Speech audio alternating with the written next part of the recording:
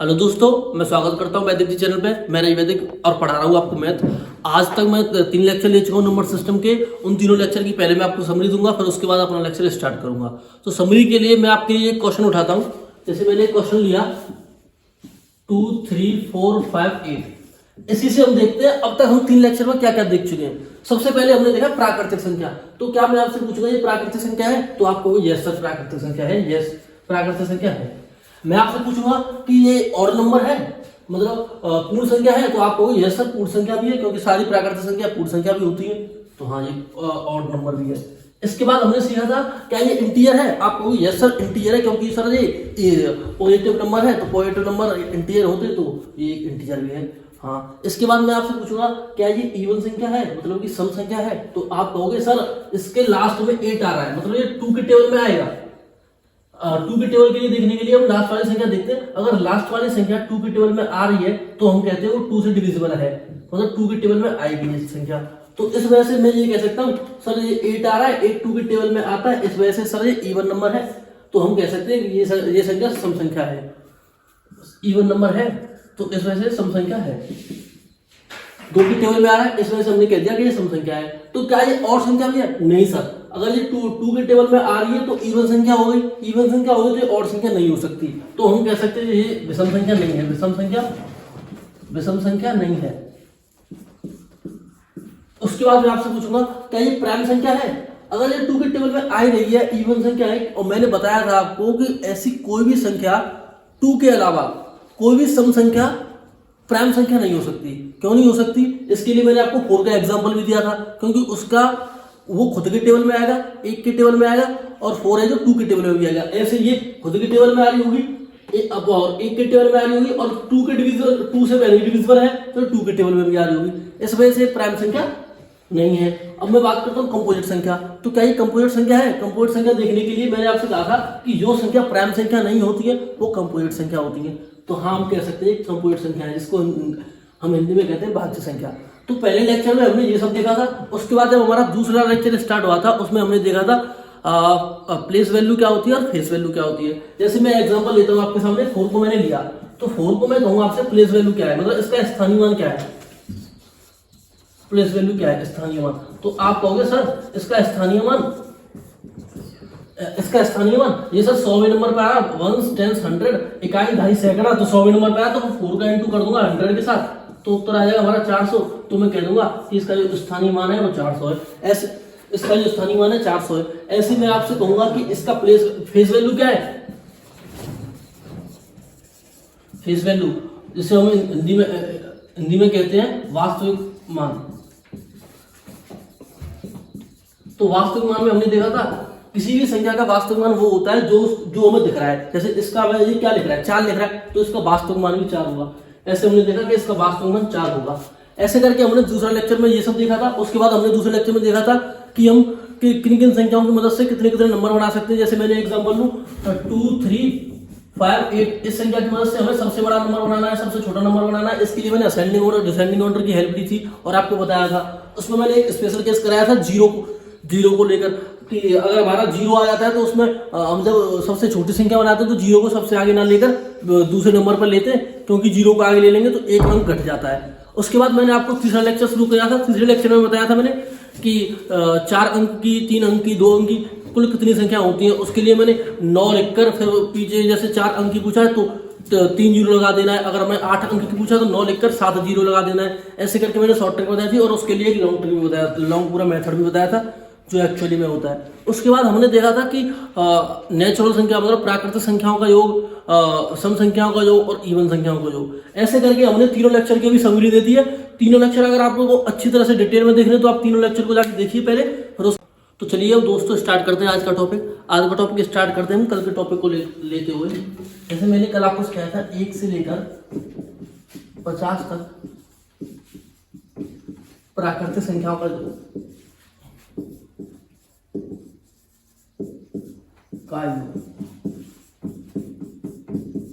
कल मैंने बताया था 1 से लेकर 50 तक प्राकृतिक संख्याओं का मुझे योग निकालना है। तो मैं क्या करूंगा, इसमें सिंपल फॉर्मूला लगाऊंगा n गुणे n+1 डिवाइड बाई 2। तो यहाँ से निकल के आ जाएगा। इसमें लगा के देखते हैं। मैंने एन का लिखा, एन लिखा मेरा एन, मैंने आपको बताया था एन जो लास्ट वाली संख्या होगी, अगर 1 से स्टार्ट हो तो लास्ट वाली संख्या को मैं एन मानूंगा, तो एन की वैल्यू हो जाएगी 50 और ये हो जाएगा 51। 50 गुणे 50 प्लस 1 51/2। तो यहाँ से 25 बार, तो इसका जब मैं गुणा करूंगा 25 गुणा 51,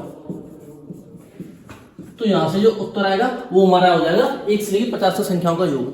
उसके बाद अगर बाई चांस में आपसे पूछता, सबसे ज्यादा इंटरेस्टिंग यही टॉपिक है, इसे समझना। अगर मान लो मैं आपसे पूछा 25 से लेकर 50 तक प्राकृतिक संख्याओं का योग,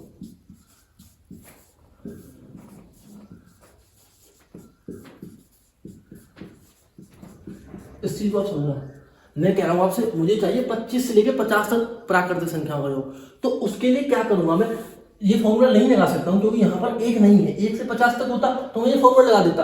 यहाँ पर तुम्हें दिख रहा है, यहाँ पे 1 से 50 तक है तो हमने n गुणे n प्लस 1 का फॉर्मूला लगा दिया। लेकिन यहाँ पर 25 से 50 तक है तो हम क्या करेंगे, पहले 1 से लेके 50 तक प्राकृतिक संख्या का योग निकालेंगे।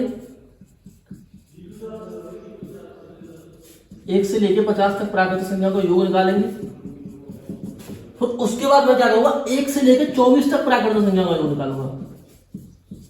योग है ना सर, 1 से 24 का सर, क्योंकि देखिए मेरी बात, अगर मुझे 1 से 50 तक, देखो मुझे 1 से 50 तक के लिए मान लो मैंने ये कहा 1 से 50 तक, और यहाँ पे मान लो बीच में कहीं आ रहा है 25, सही है कि नहीं।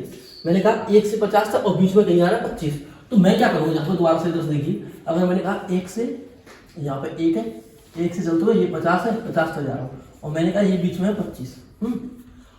अब मुझे क्या करना है, मुझे निकालना 25 से 50 तक, मतलब 25 से लेकर 50 तक की प्राकृतिक संख्या का योग चाहिए, तो मुझे ये वाला हटाना पड़ेगा। समझ रहे हो नहीं? मैं यहाँ पर मैंने देखा कि 1 से 50 तक प्राकृतिक संख्या का योग निकालता तो मैं 1 से स्टार्ट करता 50 तक जाता, लेकिन मुझे चाहिए 25 से 50 तक, तो मैं क्या करूंगा, ये 25 से पीछे जितना भी आ रहा है उसको घटा दूंगा या हटा दूंगा। तो ये 1 से लेकर 24 तक आ रहा है उसको मुझे हटाना पड़ेगा।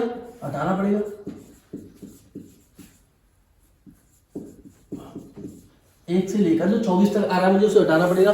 उसे हटाने के लिए मैं क्या करूंगा, 1 से लेकर 24 तक प्राकृतिक संख्या का योग निकालूंगा। मैं क्या करूंगा, 1 से लेकर 24 तक प्राकृतिक संख्या का योग निकालूंगा। ऐसे ही मैंने सबसे पहले निकाला 1 से 50 तक और 1 से 24 तक, फिर 1 से 50 तक जो योग निकल के आया है उसमें से 1 से 24 तक निकालने के बाद जो योग निकल के आएगा उस योग को मैं घटा दूंगा। देखते हैं कैसे। जैसे मैंने 1 से 50 तक कहा, तो 1 से 50 तक का फॉर्मूला मैंने आपको बताया 50 गुणे 51/2, तो यहाँ पे आ गया 25 गुणे 51। इसे जब मैं सॉल्व करूंगा, देखिए इसे मैं सॉल्व करता हूँ 25 गुणे 51, तो जब मैं इसे सॉल्व करता हूँ तो 25 गया और यहाँ पे ये 15 125 है ना, तो इसे सॉल्व करने पे आया 5 7 2 1, हाँ तो मतलब 1275। ऐसे अगर मैं, ये हो गया 1 से 50, फिर उसके बाद अगर मैं 1 से 24 तक का निकालता तो वो आता कितना, 24 गुणे 25/2, तो ये आता 12 बार, तो ये तो 12 गुणा 25, तो 12 गुणे 60, ठीक है लगी 12 गुणे 24 और 6 30, तो ये आता 300। तो कहने का मतलब ये है कि मैंने क्या किया, 1 से 50 तक प्राकृतिक संख्या का योग निकाला, 1 से 24 तक प्राकृतिक संख्या का योग निकाला, उसमें से इस चीज को ध्यान में रखते हुए मैंने उसमें से जो 1 से 50 तक निकाला है उसमें से 1 से 24 तक को घटा दिया। उससे क्या होगा हमारे पास, उससे ये होगा 25 से 50 वाला बच जाएगा, और जो कि हमें चाहिए। तो हम क्या करेंगे, इसमें से 1275 में से हम 300 को घटा देंगे तो हमारे पास आ जाएगा 975। एक बार देख लेना कैलकुलेशन, 975। तो मैं कहना चाह रहा हूं, अगर हमें क्वेश्चन में पूछे कि 25 से 50 तक प्राकृतिक संख्या का योग निकालो, तो उसके लिए हमें दो काम करने पड़ेंगे। हमें पहले 1 से 50 तक का निकालना पड़ेगा, 1 से 50 तक का निकालना पड़ेगा। दूसरा हमें 1 से 24 तक का, क्योंकि हमें 25 तो चाहिए, तो हम क्या करेंगे 1 से 24 तक का निकालना पड़ेगा, और 1 से 24 तक का जो निकाला है उसे 1 से 50 तक जो निकाला है उसमें से घटा देंगे। जैसे 1 से 50 तक का निकाला 1275 आया, 1 से 24 तक का निकाला 300 आया, हमने 1275 में से 300 को घटा दिया, 975 आ गया, वो हमारा हो गया इसका योग। ऐसे करके अभी हमने 25 से 50 तक प्राकृतिक संख्या का योग सीख लिया। उसी प्रकार से अभी हम सम और विषम के 25 से 50 ऐसे कुछ पूछे तो उसका कैसे योग निकालते हैं वो सब देखते हैं। देखिए मैंने कहा, पहले मैंने कहा आपसे 1 से 10 तक सम संख्या का योग,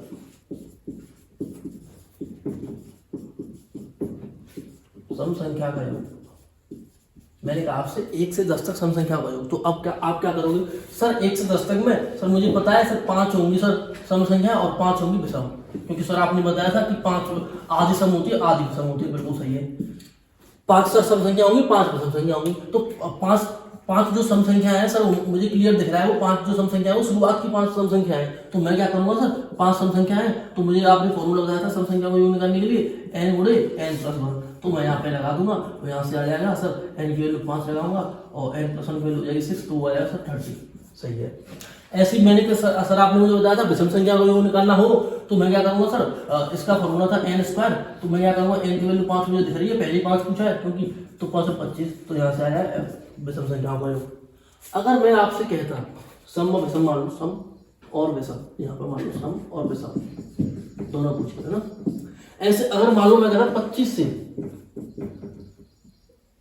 10 से मान लिया 5 से 10 तक विषम व सम संख्या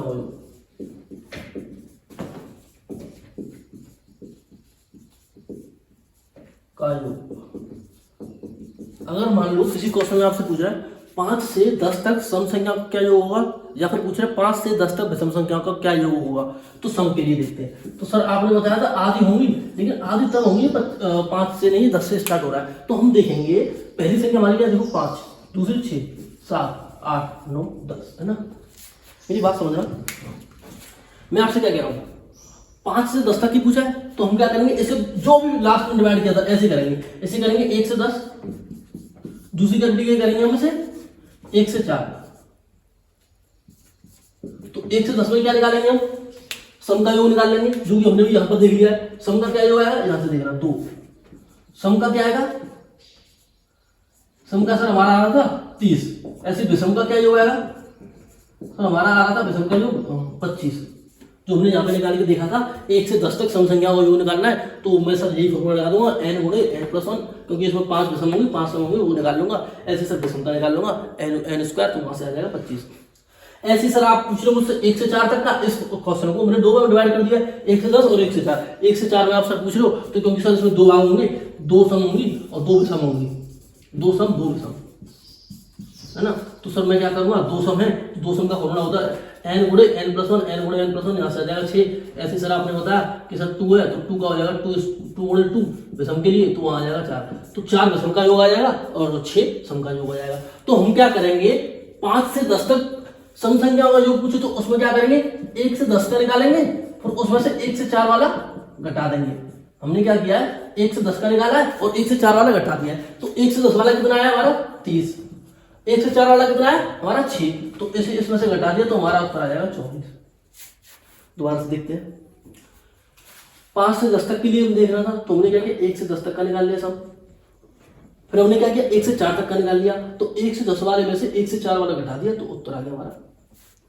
ऐसे मुझे विषम के लिए करना होगा तो सेम विषम के लिए कर देता, 1 से 10 वाला उसमें से माइनस कर देता 1 से 4 वाला। तो यहां से 1 से विषम के लिए देखते हैं, 1 से 10 वाले में बताया आया हमारा 25, उसमें से मैंने माइनस कर दिया कितना 4, तो आया 21। तो ऐसे करके हमारा सम और विषम का योग निकालना सीख गए हम। 5 से 10 तक पूछे जा, किसी का ही पूछे ऐसे करके निकाल लेंगे। ऐसे इस तरह से हमारा ये टॉपिक क्लियर होता है। इसके बाद अब हम देखते हैं और क्या क्या इसमें बचा है मिसलेनियस टॉपिक, फिर इस चैप्टर को कंप्लीट करते हैं। चलिए इस चैप्टर का हम लास्ट टॉपिक स्टार्ट करते हैं और फिर इस चैप्टर को वाइंड अप करते हैं। नंबर सिस्टम में लास्ट में हम पढ़ते हैं जैसे कि कौन सी संख्या किससे विभाजित हो रही है, ये सब देखने के लिए हम लास्ट में पढ़ते हैं। जैसे कि 2 से कौन सी संख्या विभाजित होगी, मैंने कहा 2 से कौन सी संख्या विभाजित होगी।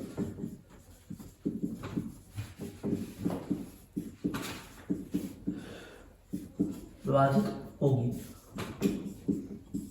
मैंने आपसे कहा कि 2 से कौन सी संख्या विभाजित होगी, तो आपको उसके पहचानने के लिए एक चीज देखनी पड़ेगी। किसी भी संख्या के पीछे किसी भी संख्या के पीछे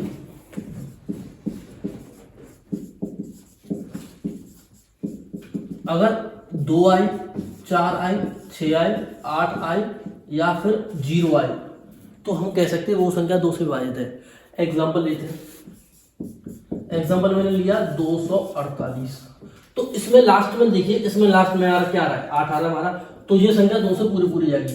चलिए एक छोटा एग्जांपल लेते हैं जिससे कि आपको और क्लियर हो जाए। मैंने कहा 12, आप कहोगे तो सब तो मुझे पता है कि सर ये 2 के टेबल में आता है, ये विभाजित होगा, तो आप इसमें गौर फरमाना, ये लास्ट में जो संख्या है वो 2 आ रहा है, तो हम कह सकते हैं ये संख्या 2 से डिविजिबल होगी, 2 के टेबल में आएगी या 2 से विभाजित होगी। और यहाँ पे करके देख लेते हैं, 2 से करके देखो 12 का जाएगा 6 बार, तो ये 2 के टेबल में पूरा पूरा जा रहा है, रिमाइंडर 0 बच रहा है। विभाजित होने का मतलब यही है कि इसका किस संख्या से भाग लगाएं कि ये पूरा पूरा कट जाए और रिमाइंडर 0 आ जाए, इसका मतलब विभाजित होने का यही है। तो मैंने कहा कि जो संख्याएं लास्ट में 2, 4, 6, 8, 0 आ रहा है, जिन संख्या को लास्ट में, वो संख्या हमेशा 2 से विभाजित होगी। ऐसे अभी हम 3 का देखते हैं। 3 का देखने के लिए हम क्या करेंगे, उन संख्याओं को जोड़ेंगे। एग्जाम्पल देखो, जैसे मैंने कहा 1, 2, 5, 3 से विभाजित के लिए, 3 से विभाजित की बात कर रहा हूं, 3 से विभाजित के लिए क्या करूंगा मैं, इन संख्याओं को जोड़ूंगा, इनको जोड़ूंगा 1 + 2 + 5, तो इनका जोड़ा है 8। अगर जो इनको जोड़ने के बाद जो संख्या आए, अगर वो 3 के टेबल में आ रही है तो वो 3 से डिविजिबल है, नहीं तो नहीं है। अगर वो संख्या 3 के टेबल में आ रही है तो वो 3 से विभाजित है, अगर नहीं आ रही है तो नहीं है। यहाँ पे 8 आया, 8 3 के टेबल में आता है, आप कहोगे सर 8 3 के टेबल में नहीं आता है, तो ये संख्या सर 3 से डिविजिबल नहीं होगी। दूसरा एग्जाम्पल लीजिए 135, इसका निकालिए 1 + 3 + 5, तो ये आ जाएगा सर 4 और 5 9 सर हमारा 3 के टेबल में आता है, तो सर ये 3 से डिविजिबल होगी। तो चलिए देखते हैं ये 3 से डिविजिबल है या नहीं। मैंने लिखा 1 3 5 और 3 का मैंने लगाया इसमें डिवाइड, तो देखो 3 4 जा 12, 1 5, 5 को मैंने नीचे उतारा, 3 5 जा 15, तो यहाँ पे ये होगा 15, रिमाइंडर आ रहा है 0।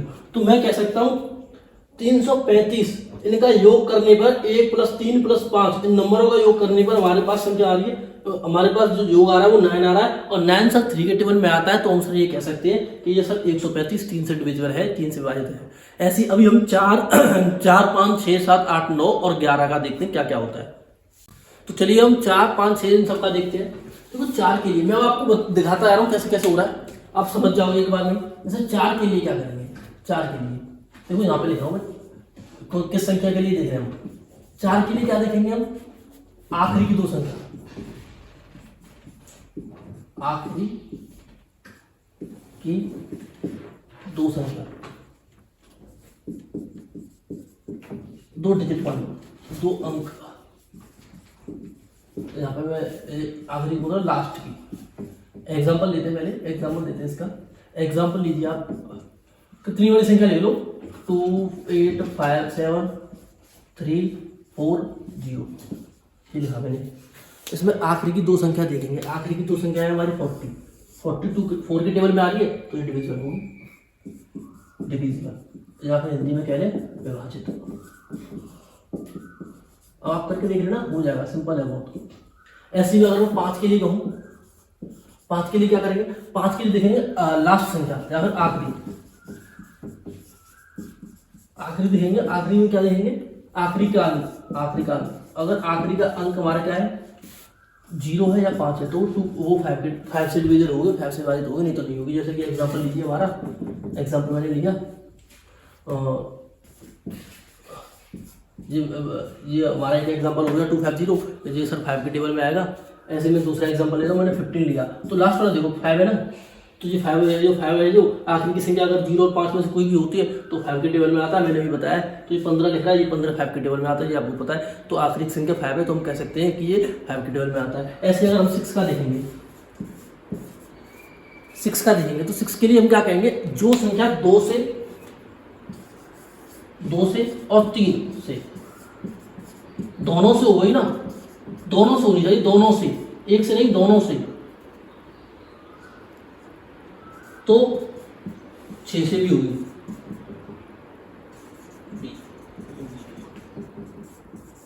मैं क्या कह रहा हूं आप समझना, ऐसी संख्याएं जो 2 से और 3 दोनों से विभाजित हो जाती है, वो संख्या हमेशा 6 से होगी। एक एग्जांपल लेते हैं, मैंने एग्जांपल लिया, देखो मैं एग्जांपल छोटा ले रहा हूँ, आपको पता है कि विभाजित है, लेकिन मैं फिर आपको समझाने के लिए ले रहा हूँ। जैसे मैंने एग्जांपल लिया 24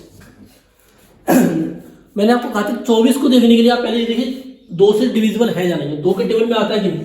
तो आप कहोगे सर लास्ट वाली संख्या में देखूंगा, लास्ट वाली संख्या। देखिए सर ये 4 आ रहा है, तो आपने बताया था जो 2 से विभाजित होगी सर उसके पीछे या तो 0 आएगा या 2 आएगा या 4 आएगा या 6 आएगा या 8 आएगा। यहाँ पर 4 आ रहा है तो मैं कह सकता हूँ कि सर 2 के टेबल में आ रहा है, तो जो 2 से विभाजित होगी। ऐसे में आपसे पूछूंगा ये 3 से विभाजित होगी नहीं, सर आपने 3 के लिए बताया था सर इन संख्या को जोड़ लो 2 और 4 को, वो आ जाएगा 6, और 6 हमारे साथ 3 के टेबल में आता है, तो हम कह सकते हैं कि 3 से विभाजित होगी। तो इस प्रकार से ये संख्या ऐसी है जो 2 से भी डिविजिबल है और 3 से भी डिविजिबल है। ऐसी संख्या जो 2 और 3 दोनों से डिविजिबल होती है वो संख्या हमेशा 6 से डिविजिबल होंगी। मैं कहना क्या चाह रहा हूँ, ऐसी संख्या जो 2 और 3 दोनों से विभाजित है वो संख्या 6 से विभाजित जरूर होगी। एग्जाम्पल के तौर पर 24 को देख लिया, ये 24 भी हमारा 6 से विभाजित होगा, क्योंकि हम 6 का जब 24 4 बार गुणा करेंगे तो यहाँ पे 24 आता है, तो हम कह सकते हैं 6 के टेबल में जो आ रहा है तो इसमें से 24 6 के विभाजित होगा। ऐसे ही एक और देखते हो 7 8 9 और 11 का। तो चलिए हम अभी 6 तक देख चुके हैं, उसके बाद 7 8 9 इन सब का देखते हैं। 7 के लिए हम देखते हैं 7 के लिए एक अनोखा ट्रिक है, इससे आप अपनाओगे तो 100% सही जाओगे। देखिए अगर मैं एक एग्जांपल लेता हूँ, इससे समझने के लिए पहले आपको एक एग्जांपल लेना पड़ेगा। एग्जांपल में देखिए अगर मैंने कोई संख्या लिखी है 2 4 8, मैंने एग्जांपल लिखा 2 4 8, इसमें मुझे क्या करना है, सबसे पहले जो लास्ट वाली संख्या है, लास्ट वाली संख्या का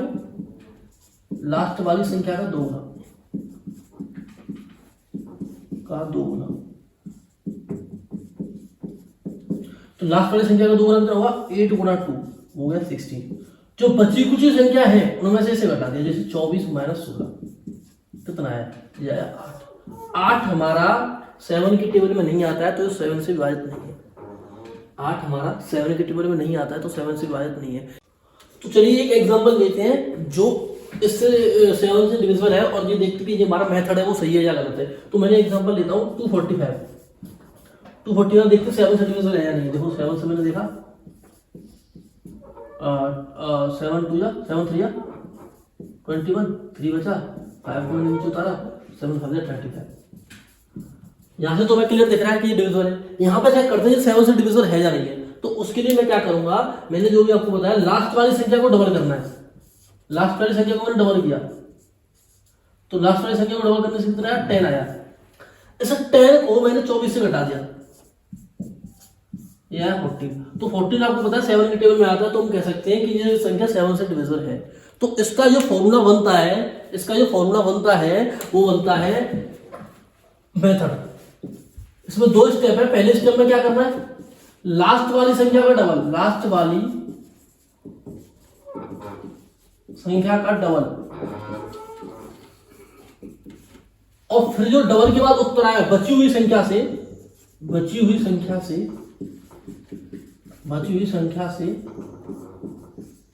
घटाना है।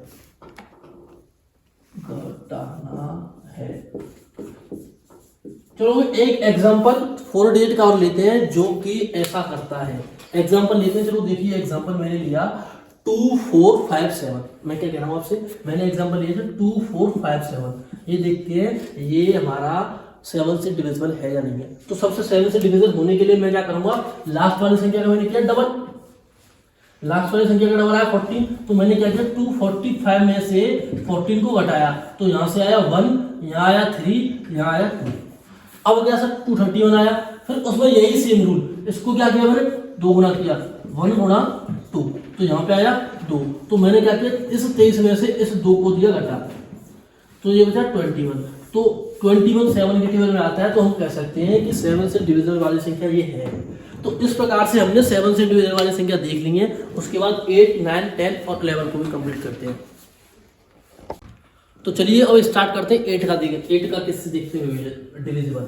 8 का डिविजिबल के लिए हम क्या करेंगे, जैसे मैंने एक एग्जांपल लेता हूँ, इन सबका एग्जांपल लिया जाता है। पहले एग्जांपल लेता हूँ, अगर मैंने एग्जांपल लिया 2 8 7 3 2 3 4, मैंने ये एग्जांपल लिया, तो ये संख्या 8 से डिविजिबल है या नहीं, उसके लिए हम क्या करेंगे, इसमें लास्ट की 3 संख्या को देखेंगे। अगर ये 8 से डिविजिबल है तो हम कह देंगे पूरी संख्या 8 से डिविजिबल है। अभी हमने जैसे 2 के लिए 4 के लिए क्या देखा था, लास्ट की 2 संख्या है। ऐसे 8 के लिए हम क्या देखेंगे, लास्ट की 3 संख्या है, आखिरी की 3 संख्या को देखेंगे। अगर ये 8 से डिविजिबल है या तो हमारा ये पूरा संख्या 8 से डिविजिबल होगा, अगर नहीं है तो नहीं होगा। तो आप कहेंगे सर 3 संख्याओं को देखने के लिए कुछ है क्या, नहीं। अगर 3 संख्या ये 8 से डिविजिबल है, इसका देखने का कोई रूल है क्या, नहीं। उसका भी एक रूल है। देखिए यहाँ पे देखता हूँ मैं 2 3 4 है मेरे पास, मुझे ये चेक करना है ये 8 से विभाजित है या नहीं। तो इसे चेक करने के लिए मैं क्या करूंगा, ये देखूंगा पहली संख्या क्या है जो सैकड़ेवें स्थान पर आ रही है हमारी, वो संख्या क्या है। अगर ये हमारी सम हुई, अगर ये हमारी सम हुई तो हम देखेंगे जो बची हुई संख्या है, दो जो बची हुई संख्या है, अगर वो 8 के टेबल में आ रही है तो ये डिविजिबल है, तो डिविजिबल नहीं तो नहीं, ठीक है। अगर मान लो इसकी जगह कोई विषम होती, मान लो ऐसा होता 135 134, तो हम क्या करते, अगर मान लो इसकी जगह होता 134 तो हम क्या करते, इस अगर यह पहली संख्या विषम है तो आखिरी की जो दो संख्या है उसमें 4 जोड़ देंगे, 24 34 में 4 जोड़ देंगे, वो आएगा 38। अब ये देखेंगे ये हमारा 8 से विभाजित है या नहीं। अगर ये संख्या हमारी 8 से विभाजित हो गई तो हम कह देंगे ये पूरी संख्या भी 8 से विभाजित है। चलिए एक ऐसा एग्जांपल लेते हैं जो 8 से डिविजिबल है। एग्जांपल जैसे 2 3 4 2 और मैंने ले लिया 80, ये देखते हैं 8 से डिविजिबल है या नहीं। और एक और लेंगे, इसके बाद देखिए पहले मैंने कहा कि इतनी बड़ी संख्या तो हम लास्ट की 3 संख्या देखेंगे, देख लिया लास्ट की 3 संख्या मैंने उठा ली 280, उसमें मैंने क्या देखा 2 विषम है, सम है, सॉरी 2 सम है, तो मैंने देखा 80 80 टेबल में आ रहा है कि नहीं आ रहा है, आ रहा है सर 10 बार आ रहा है, तो मैं कह दूंगा ये संख्या 8 से विभाजित है। एक और एग्जांपल मैंने कहा 2 एग्जांपल देखना, एग्जांपल 3 240